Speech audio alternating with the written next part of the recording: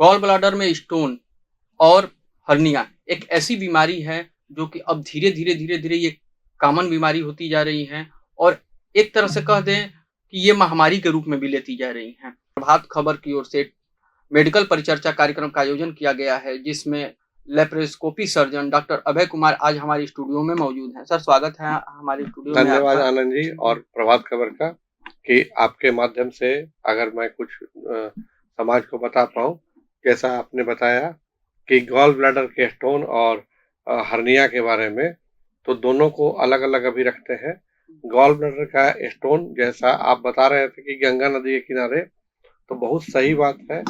ये text book में mentioned है कि गंगेटिक बेल्ट के किनारे गॉल ब्लैडर में जो स्टोन होता है उसमें सिम्टम्स और कैंसर होने की लॉन्ग टर्म में कैंसर होने की समस्या काफी ज्यादा होती है। और अगर देखा जाए with respect to western countries, पाश्चात्य देशों के अलावा के अपेक्षा हमारे देश में ये मैग्नीट्यूड कैंसर होने की समस्या पित्त के थैला में पथरी के साथ बहुत ही ज्यादा है। और अगर इसको दरकिनार करते हैं कि स्टोन अगर पेट में है तो बहुत लोग इसके सिम्टम्स को समझ नहीं पाते हैं। आमतौर पे इसका सिम्टम लोग बोलते हैं कि दर्द बहुत बाद में होती है, चाहे 80% लोग को ये दर्द होता ही नहीं है। तो गैस बनना, मितली आना और बार बार गैस की दवा तो बहुत कॉमन लोग लेकर के खा लेते हैं और आराम मिल जाता है। तो वो लोग से आग्रह है कि एक अच्छा जगह अल्ट्रासाउंड कराएं ताकि अर्ली डिटेक्शन हो और अर्ली डिटेक्शन के होते के साथ उसका ऑपरेशन करवा ले। सवालों की कड़ी में हम लोग सर आगे भी बढ़ते हैं। एक पहला तो आपने जैसा कि बता दिया, दोनों ही चीज आपने बता दिया। सवाल एक कॉमन है सर इसमें कि ये बीमारी होने के बाद बहुत सारे पेशेंट को ये डिसाइड नहीं कर पाते हैं कि सर्जरी हम किस डॉक्टर से कराएं, डॉक्टरों का चयन कैसे करें, उसके बारे में सर बताइए दर्शकों को। देखिए, ऐसा है कि डॉक्टरों का चयन तो सब अपने आप को कुशल ही चिकित्सक मानते हैं वो और तो सर होते हाँ, भी ये हैं। बिल्कुल 100%। लेकिन सर इसमें ये भी सर बहुत सारे ये लोग बोलते हैं कि जैसे कि कोई भी सर्जन ये दोनों बीमारी की सर्जरी कर सकते हैं, तो क्या ये सर कितना तक सही है और कितना तक गलत है? देखिए, ये कह देना किसी सर्जन के बारे में कि वो नहीं जानते हैं गलत होगा, लेकिन अगर लेप्रोस्कोपिक सर्जरी जो आमतौर पर से अभी कॉमन है और की जाती है, जिससे पेशेंट एक ही दिन में या कुछ घंटों में अपने घर चले जाते हैं, स्पेशली हर्निया में और गॉल ब्लैडर में एक दिन में, तो ऐसे उनके चयन करने के लिए उनका जरूर जानकारी लें कि क्या वो लेप्रोस्कोपिक तकनीक में दक्ष है कि नहीं है, और अगर हैं तो कहाँ से हैं, गुणवत्ता क्या है, किस हॉस्पिटल में करा रहे हैं, उस हॉस्पिटल का रेपुटेशन क्या है।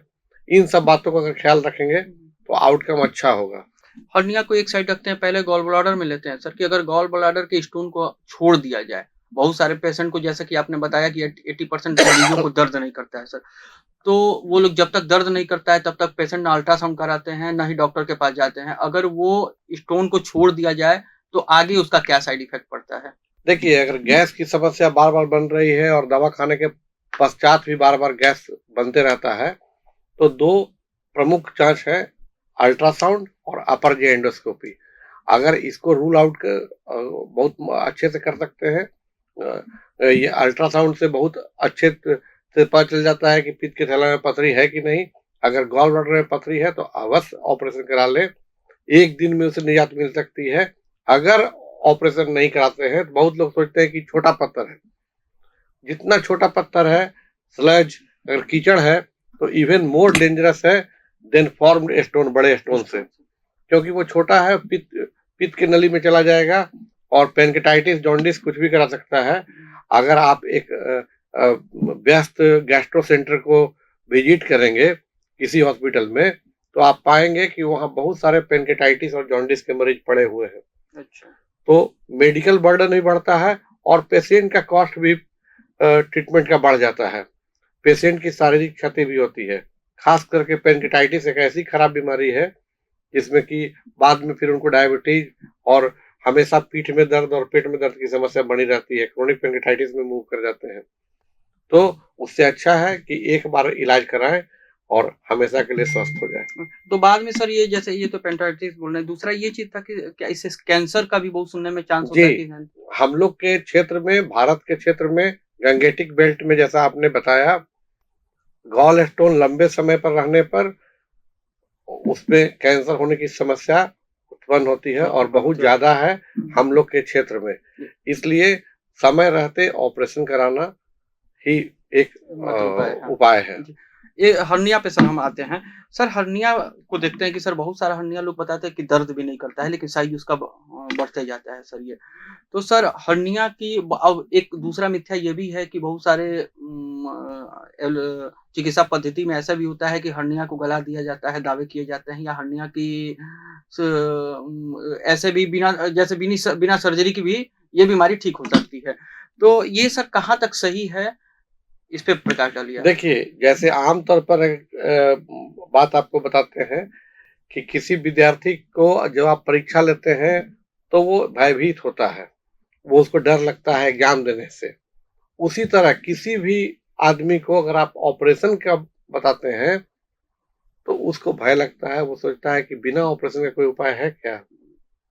और मैं किसी अलग विधा एलोपैथी के अलावा आयुर्वेदिक और होम्योपैथी, यूनानी बहुत सारे हैं। किसी को मैं क्रिटिसाइज़ नहीं कर रहा हूँ, लेकिन जहाँ तक मेरी जानकारी है कि पित्त के थैला में पथरी या हर्निया, दोनों का एकमात्र इलाज ऑपरेशन है। सर्जरी मतलब हर्निया की भी सर्जरी हर्निया का एकमात्र इलाज ऑपरेशन है। हर्निया क्यों बड़ा होता जाता है? अगर ओरिफिस का साइज, हर्निया का छेद का साइज बड़ा है, तो उसको स्ट्रैंगुलेट या ऑब्स्ट्रक्ट होने की संभावना कम होती है और पेशेंट को बहुत ज़्यादा सिम्पटम्स नहीं होता है। यूजुअली हमारे यहाँ ग्रॉइन हर्निया ज़्यादा है, इंग्वाइनल हर्निया जिसे कहते हैं, और वो वस्त्र से ढका रहता है, वो पब्लिक को नज़र नहीं आता है, तो लोग उसको नेग्लेक्ट करते हैं और इसी क्रम में जब कभी-कभी स्ट्रैंगुलेट या ऑब्स्ट्रक्ट होता है, तो स्थिति जानलेवा होती है। बच्चों में भी सर ये कॉमन बीमारी होती जा रही है, छोटे बच्चों में होता है, तो क्या ये जेनेटिक है या कारण क्या है इसका? जी, इसका आप कह सकते हैं कि जेनेटिक या हेरिडिटरी ऐसा पाया गया है कि फैमिली ट्री में अगर हर्निया है, इंग्वाइनल हर्निया, तो हो जाता है इंग्वाइनल हर्निया, और बच्चों में जो होता है उसको हम लोग कंजेनाइटल हाइड्रोसिल या कंजेनाइटल हर्निया का नामांकन करते हैं और उसका इलाज भी बहुत सरल है। बच्चे में अगर है तो 2 साल के बाद उसका ऑपरेशन करते हैं और बच्चा ठीक हो जाता है। बच्चा ठीक भी होता है हमेशा के लिए। अब लास्ट में हम आते हैं सर, लास्ट हमारे दर्शकों को आप सर ये बताएं कि ये बीमारी ना हो और इसके प्रति अलर्ट रहें, इसके बारे में सर कुछ बताइए। देखिए, कुछ ऐसी जैसे कि उम्र के साथ आँख में चश्मा का लगना, शरीर का कमज़ोर होना, ये तो होता ही है। तो लेकिन हर्निया से बचने का उपाय ये है कि अगर आप उम्र-दराज हैं और आपको कोई क्रोनिक कफ की या रेस्पिरेटरी ट्रैक्ट की प्रॉब्लम है, प्रोस्टेट का प्रॉब्लम है, पेशाब के धार में कमी है, कब्ज़ है, कोई भारी काम करते हैं, तो ये सब को तुरंत एड्रेस करें। अगर प्रोस्टेट का है तो प्रोस्टेट का इलाज कराएँ, अगर खाँसी का है तो खाँसी की समस्या का इलाज कराएँ, तो हर्निया होने की संभावना कम होगी। इसके अलावा बहुत सारे ऑपरेशन होते हैं, उसमें वाल्व वीक हो जाता है, एब्डोमिनल वाल्व। ऐसे परिस्थिति में कोई परहेज नहीं किए, एब्डोमिनल बाइंडर नहीं लगाए, बहुत भारी काम करने लगे या किन्हीं का पेशा होता है भारी काम करने का, तो ऐसे अगर मरीज का ऑपरेशन हुआ है, तो उनका पेशा को बदलने का कोशिश करना चाहिए, उनको आराम का काम करना चाहिए, उनको लिखा-पढ़ी का काम करना चाहिए, रादर की वही भारी काम, नहीं तो वो हर्निया दोबारा हो और सकती है। गॉल ब्लैडर से बचाव के बारे में बताइए सर। गॉल ब्लैडर से बचाव के बारे में आजकल जितने फास्ट फूड हैं, उसको अवॉइड करें।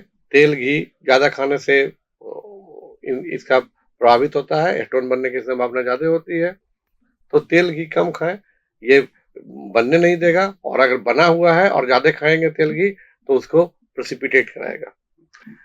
गॉल ब्लैडर और हर्निया ये दोनों ऐसी बीमारी हैं जिसका कि एकमात्र उपाय सिर्फ सर्जरी ही है। ऐसे में ये बीमारी ना हो, इसके लिए खास करके डॉक्टर साहब ने जैसे बताया कि तली भुनी चीज़ और ज़्यादा तेल मसाले वाली चीज़ें को अवॉइड करिए और खासकर फास्ट फूड। हाँ, आज के ज़माने में अगर मैं आपको कुछ बातें बतलाना चाहता हूँ, आप देखिएगा कि लोग अपने घरेलू काम को कम करते हैं, रादर जिम जाना ज्यादा पसंद करते हैं और बहुत विगरस एक्सरसाइज करते हैं।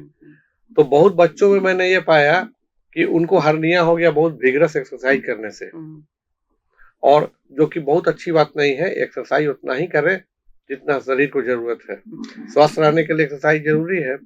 स्वस्थ रहने के लिए, जैसा कि डॉक्टर साहब ने अभी फिर से बताया कि स्वस्थ रहने के लिए एक्सरसाइज बहुत ही जरूरी है। जिम जाइए, लेकिन उसकी भी क्षमता के अनुसार और अपने कैपेसिटी के अनुसार ही। अगर बीमारी होती है तो दोनों बीमारी का बहुत ही सरल उपाय, एक कुशल लैप्रोस्कोपिक सर्जन के पास जाइए, तो मात्र 1-2 छिद्र या 3 छिद्रों से इसका ऑपरेशन होता है और 1 दिन में मरीज घर जाता है।